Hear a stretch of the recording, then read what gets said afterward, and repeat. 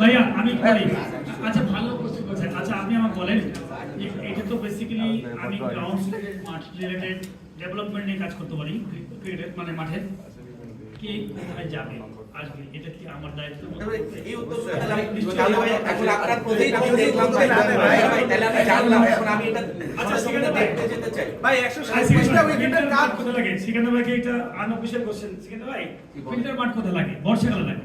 বুঝিনি ফিল্টার মাঠ বৃষ্টি হলে লাগে, তাই না? আপনার বর্ষাকাল বাংলাদেশে আচ্ছা সেখানে ভাই সেখানে ভাই আপনার অক্টোবর নভেম্বরও বেশি হয় সেখানে ভাই না সেখানে ভাই আমরা যে এতদিন বিসি আপনি লাইন এই যে ওর যে কোশ্চেন করছেন না সেখানে আমরা যে বিসিএল ফার্স্ট ক্লাস খেলেছি এতদিন, ফার্স্ট এনসিএল খেলেছি, নিশ্চয়ই তো ওগুলা আপনি যদি খেলবো দেখবেন ওই যে টি-20 কথা বলেন না, আমি যখন টি-20 যে পিকচারটা করেছিল পুরো পিওর বর্ষার মধ্যে, আমি যদি বলছি বর্ষার মধ্যে রাঁচি বগুড়ায় খেলা দিল মানে একটা ওই থেকে আপনি একটা ইভেন্ট করবেন, একটা বড় ইভেন্ট করবেন, এই ইভেন্টটা বর্ষাকালের মধ্যে ফেলবেন। ভাই আপনি তো বললেন কিছুক্ষণ আগে যে আপনি সব দেশের সব অঞ্চলের মানুষকে খেলা যেন তার ঘরের পাশে নিয়ে দেখাতে পারেন।